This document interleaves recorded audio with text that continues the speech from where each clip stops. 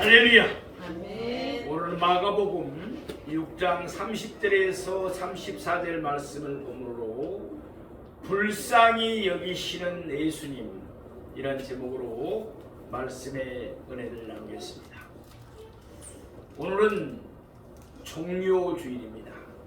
이제 내일부터 고난 주간이 시작됩니다. 우리가 말씀 묵상과 기도를 통해서 더욱더 경건한 생활을 하나님께 영광을 돌리기를 소망합니다. 예수님은 3년 동안의 공생애를 사셨습니다.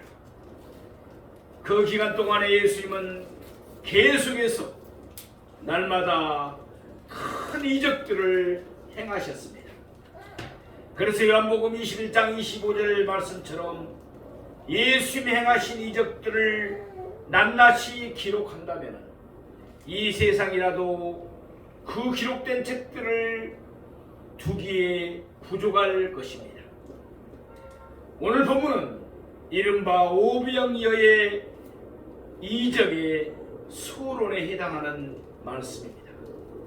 예수님은 떡 5개와 물고기 2마리로 5,000명을 먹이셨습니다. 오늘 본문 34절이 밝히는 것처럼 예수님이 그와 같이 놀라운 이적들을 행하신 것은 그들을 불쌍하게 여기셨기 때문입니다. 예수님은 전지전능하신 하나님이십니다. 그러므로 어떠한 이적이라도 행할 수가 있으십니다. 예컨대 마귀가 광야에서 예수님을 시험했을 때 예수님은 얼마든지 돌들이 떡덩이가 될 수 있도록 할 수도 있었습니다. 또한 예수님은 성전 꼭대기에서 뛰어내릴 수도 있으셨습니다. 그러나 예수님은 단 한 번도 그런 식으로 이적을 행하지 아니하셨습니다. 예수님이 이적을 행하신 것은 오로지 사람들을 불쌍하게 여기셨기 때문입니다. 언제나 예수님은 사람들에게 공의를 베푸실 때만 그 권능을 행하셨습니다. 예수님께서 귀신을 내쫓은 것도 귀신 들린 사람을 불쌍하게 여기셨기 때문입니다. 예수님께서 병을 고친 것도 병든 사람을 불쌍히 여기셨기 때문입니다. 또한 예수님이 죽은 자를 살리신 것도 죽은 자의 가족들을 불쌍하게 여기셨기 때문입니다. 에베소서 2장 4절 말씀처럼 하나님은 긍휼이 풍성하신 줄로 믿습니다. 예수님 긍휼이 풍성하시는 하나님의 모습을 몸소 우리에게 보여주셨습니다. 예수님은 긍휼이 풍성하기 때문에 언제나 나를 불쌍히 여기신다는 사실을 이 시간 다시 한번 깊게 깨닫는 저와 여러분이 되시기를 원합니다. 아울러 예수님이 못난 나를 불쌍하게 여기셨듯이 나도 늘 모든 사람들을 불쌍히 여기는 마음으로 살아가기를 원합니다. 그러면 이제부터 오늘 본문을 세 대지로 나누어서 예수님이 어떤 방법으로 나를 불쌍히 여기신가를 상고해 보겠습니다. 첫째로 예수님은 나에게 귀를 기울이십니다.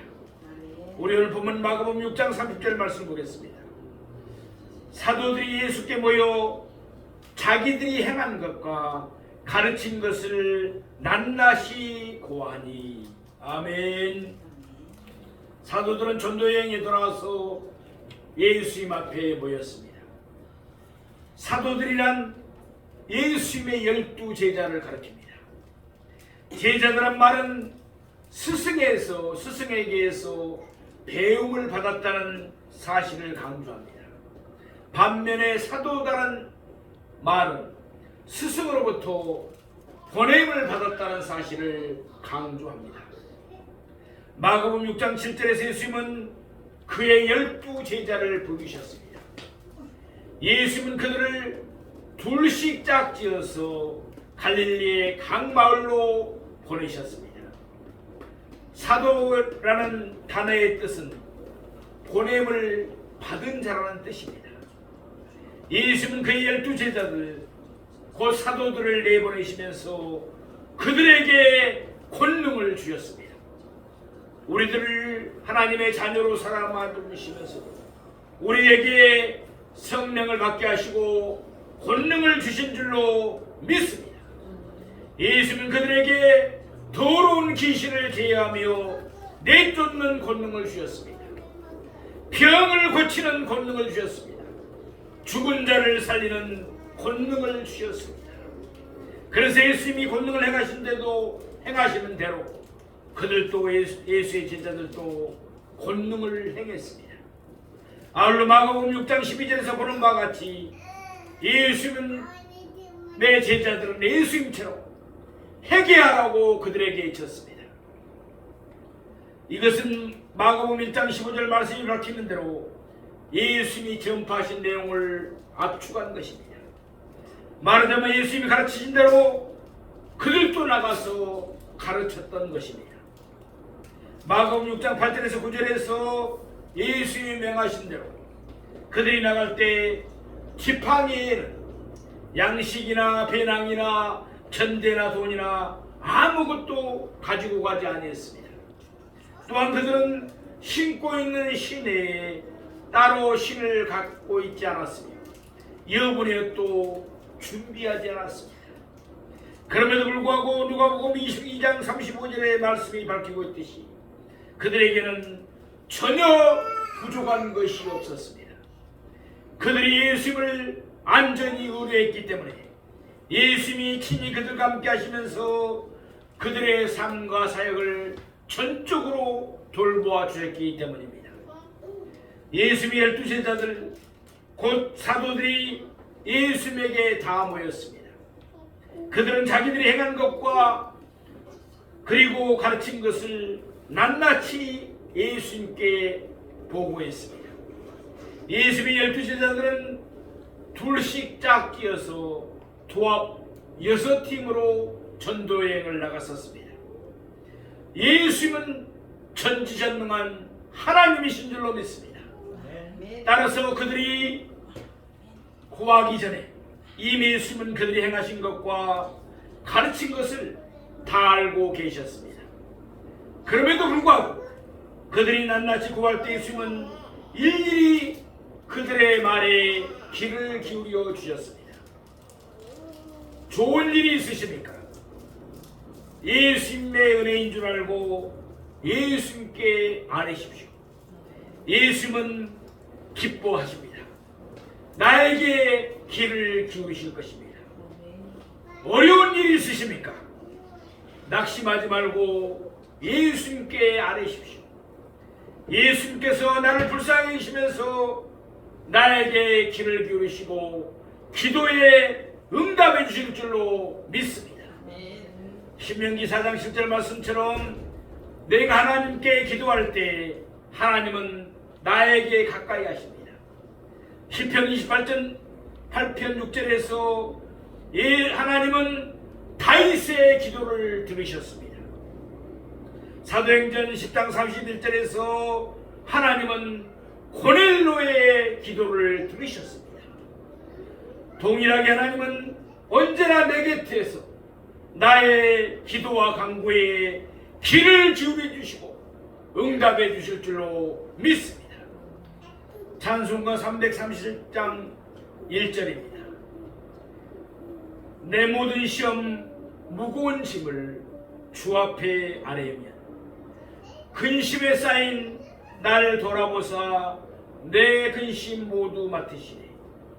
무거운 짐을 나홀로 주고 견디다 못해 쓰러질 때 불쌍히 여겨 구원해 주니 은혜의 주님 오직 예수. 아멘. 우리 539장 1절만 또 하겠습니다.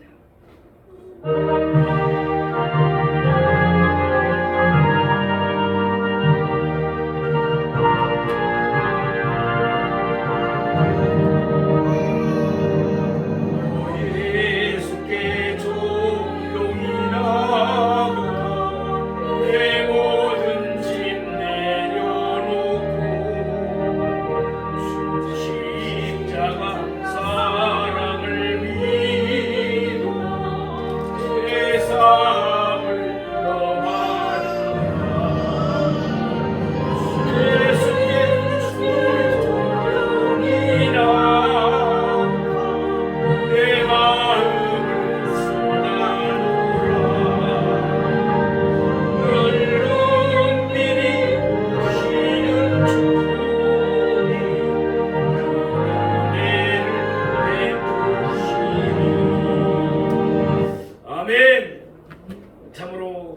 긍휼이 풍성하신 예수님이십니다.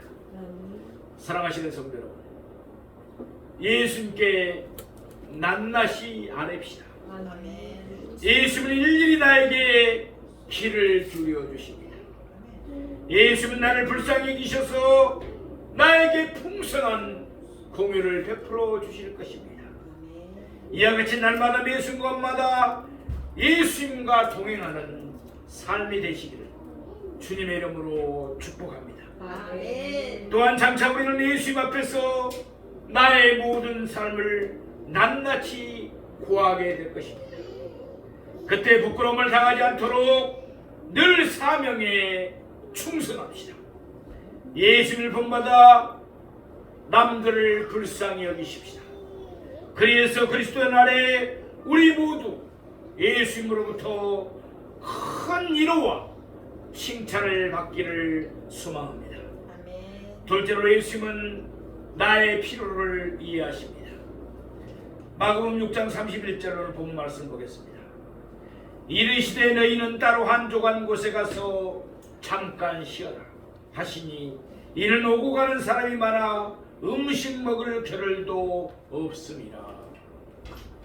예수님은 사도들이 전도 여행에서 돌아왔을 때 그들에게 잠깐 쉼이 필요함을 알고 계셨습니다.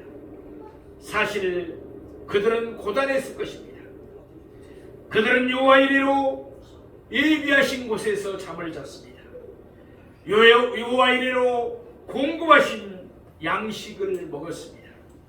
그러면서 그들은 힘써 사람들을 가르쳤습니다. 또한 그들은 더러운 귀신들을 내쫓았습니다. 각종 병을 고쳤습니다. 또 죽은 자를 살리는 권능도 행했습니다.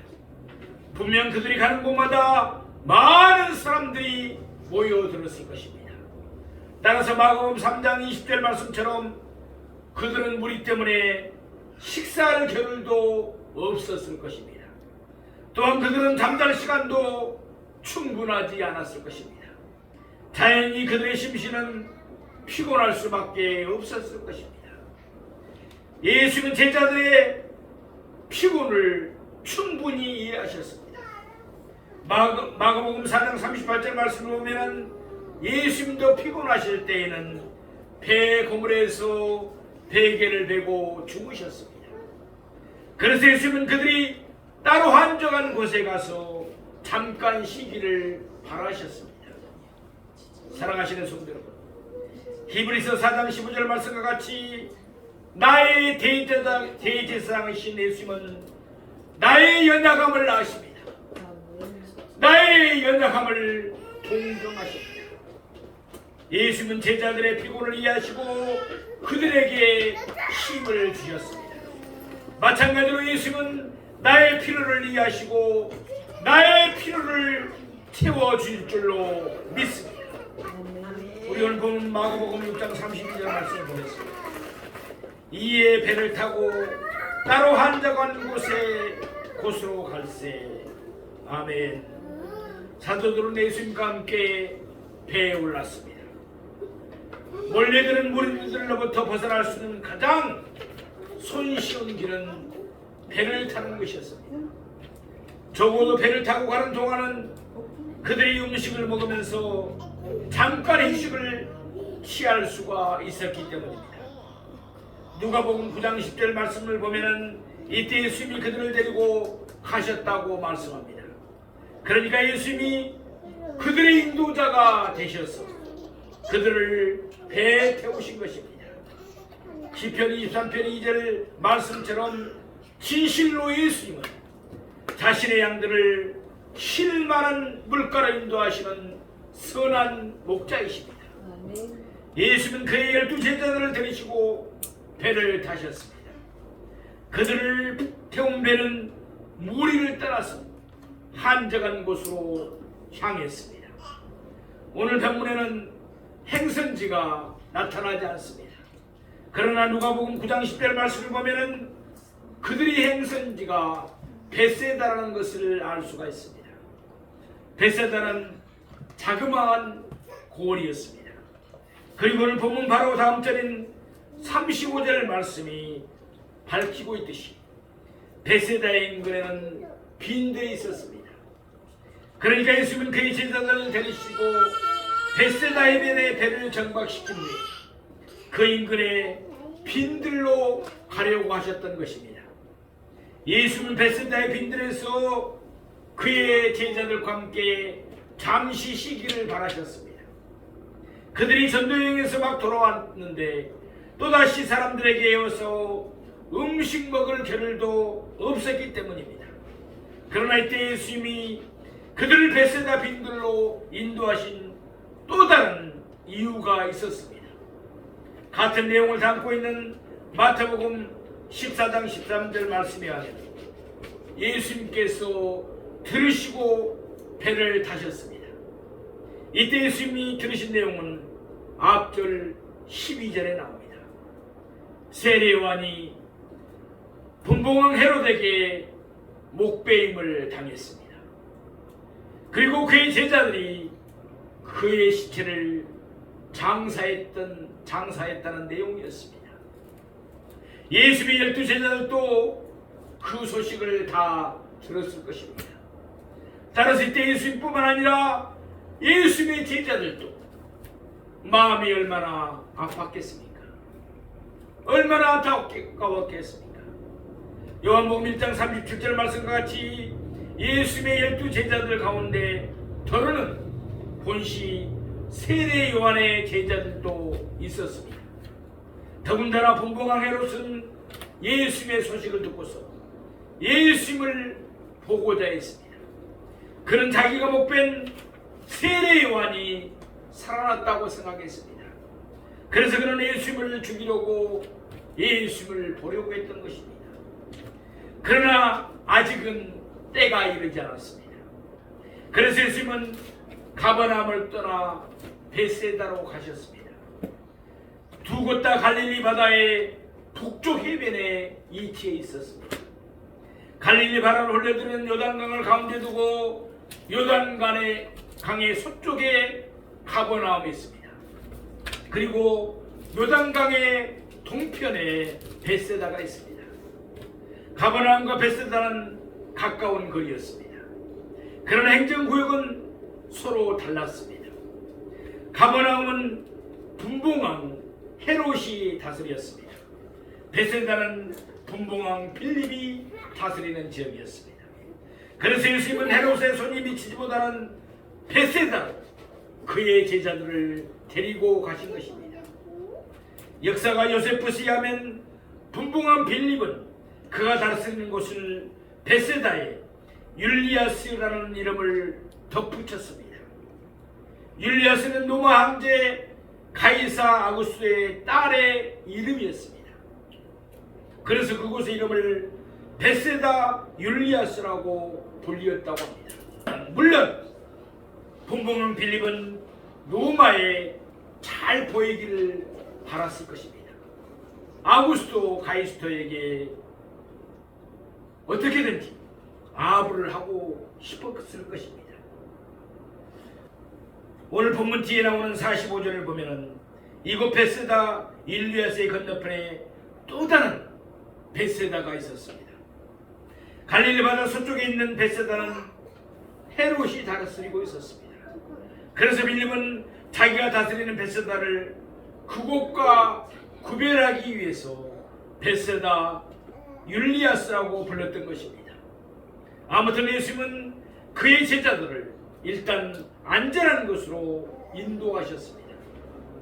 사랑하시는 성도 여러분, 예수님은 여호와 이레의 하나님이신 줄로 믿습니다. 그러므로 예수님은 나의 필요를 아시고 예수님은 여호와 이레도 모든 것을 준비해 주십니다. 내가 피곤할 때 예수님은 여호와 이레로 준비하신 쉼터로 나를 인도해 주십니다. 내가 이태로울 때 예수님은 여호와 이레로 준비하신 피난처로 나를 인도하십니다. 내 마음이 아플 때 예수님은 여호와 이레로 준비하신 큰 위로를 베풀어 주십니다. 그러므로 늘 예수님을 바라보면서 예수님을 신뢰하며 예수님께 모든 것을 맡기며 살아가는 저와 여러분이 되시기를 원합니다. 세 번째로 예수님은 나를 돌보십니다. 우리 오늘 본문 마가복음 6장 33절 말씀을 보겠습니다. 그들이 가는 것을 보고 많은 사람이 그들인 줄 안지라 모든 골로부터 더불어 그곳에 달려와 그들보다 먼저 갔더라. 아멘. 예수님은 그의 제자들을 데리고 한적한 곳으로 가기를 원하셨습니다. 그래서 예수님은 그들과 함께 배를 타시고 가버나움을 떠나셨습니다. 예수님은 그의 제자들과 함께 가급적 조용하게 사람들의 눈에 띄지 않게 그곳을 떠나고자 하셨을 것입니다. 그러나 그때 가버나움에 모여있던 많은 사람들이 예수님과 그의 제자들이 배를 타고 가버나움을 떠나는 것을 보았습니다. 요한복음 6장 4절 말씀처럼 마침 6월절이 가까이 다가오므로 모든 골로부터 많은 사람들이 함께 모여서 예루살렘으로 향하고 있었습니다. 그들은 예수님과 그의 제자들을 태운 배가 벳세다를 향하고 있음을 봤습니다. 그 즉시 젊고 건강한 사람들은 벳세다를 향하여서 가름박질하였습니다. 그 나머지 사람들도 가급적이면 빠른 걸음으로 벳세다를 향했을 것입니다. 반대로 예수님의 이름을 태운 배는 느린 속도로 천천히 벳세다를 향했을 것입니다. 그들은 배 안에서 음식을 먹으면서 비록 잠깐이기는 하지만 모처럼의 휴식을 취했을 것입니다. 적어도 배를 타고 있는 동안만큼은 무리로부터 벗어날 수가 있었기 때문입니다.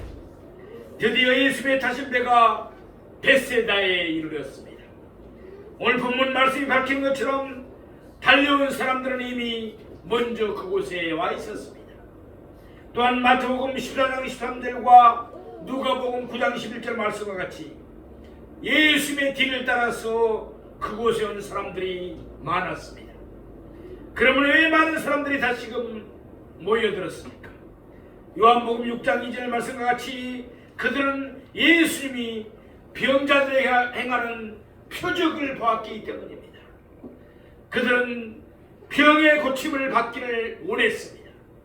또한 예수님이 행하시는 권능을 구경하고 싶었기 때문이었습니다. 그러니까 그들은 예수님의 말씀을 들으며 예수님을 예배하기 위해서 그곳으로 찾아온 것이 결코 아니었습니다. 그들은 순전히 이기적인 목적으로 그곳에 왔을 뿐이었습니다. 그럼에도 불구하고 예수님은 그들을 어떻게 대하셨습니까? 참으로 성가신 사람들이구먼. 이곳에 배를 대지 말고 저들이 쫓아오지 못할 만큼 먼 곳으로 옮겨가자. 예수님은 결코 그렇게 말씀하지 않았습니다. 예수님은 배에서 내리셔서 그들을 만나 주셨습니다. 따라서 예수님과 그의 제자들은 그저 배 안에서 잠깐의 휴식을 취했을 뿐입니다. 그들에게 한적한 곳이란 잠시 배를 타고 있을 때뿐이었습니다. 우리는 보면 마가복음 6장 34절 말씀을 보겠습니다. 예수께서 나오사 큰 무리를 보시고 그 목자 없는 양 같음으로 인하여 불쌍히 여기사 이에 여러 가지로 가르치시더라. 아멘. 벳세다 빈들에는 큰 무리들이 모여들었습니다. 오늘 보면 뒤에 나오는 44절 말씀 보면 그곳에 모인 남자들의 수만 5,000명이었다고 말씀합니다. 여자들의 수도 그만큼 되었을 것입니다. 따라서 그곳에 모인 어른들만 해도 1만 명이나 되었습니다. 또한 요한복음 6장 9절 말씀을 보면 그곳에서 버릿돌 5개와 물고기 2마리를 가진 어린아이가 있었습니다. 그러니 분명 그곳에는 아이들도 많았을 것입니다. 하나만 낳아서 잘 기르자고 할 때가 아니었습니다. 자녀는 하나님의 축복이라고 생각할 때였습니다. 그래서 많은 자녀를 낳아서 길을 떼었습니다.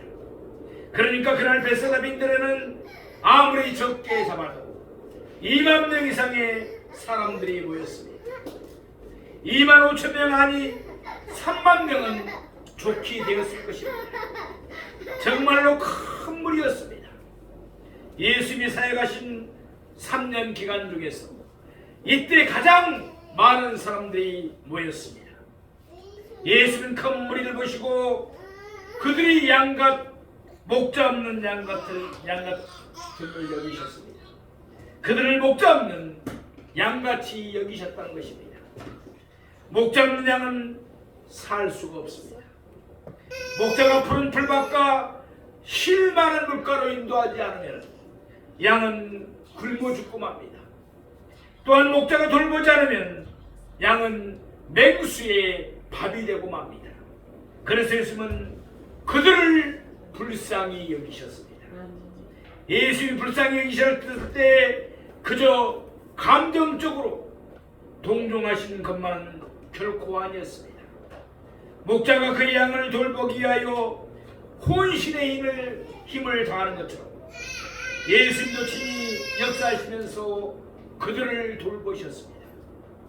예수님은 그들을 불쌍히 여기시고 그들을 여러 가지로 가르치셨습니다. 누가복음 9장 11절 말씀을 보면 이때 예수님은 하나님의 나라의 일을 이야기하셨습니다. 세상 나라의 일이 아닙니다. 사람 나라의 일이 아닙니다. 언제나 예수님은 하나님 나라의 일을 가르치셨습니다. 지금까지 그들은 목자 없는 양과 같았습니다. 그러나 예수님이 그들의 목자가 되셔서 그들에게 생명의 양식을 공급해 주셨습니다. 뿐만 아니라 예수님은 그들의 병도 고쳐주셨습니다. 그러니까 예수님은 그들의 목자가 되셔서 그들의 영과 육을 동시에 돌보아 주셨습니다. 지금도 예수님은 우리의 선한 목자가 되셔서 우리의 영과 육을 돌보아 주시는 줄로 믿습니다.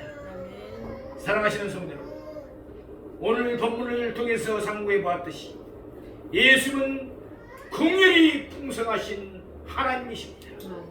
그러므로 내가 예수님께 어떠한 모습으로 나오든 간에 예수는 결코 나를 애면하지 않으십니다.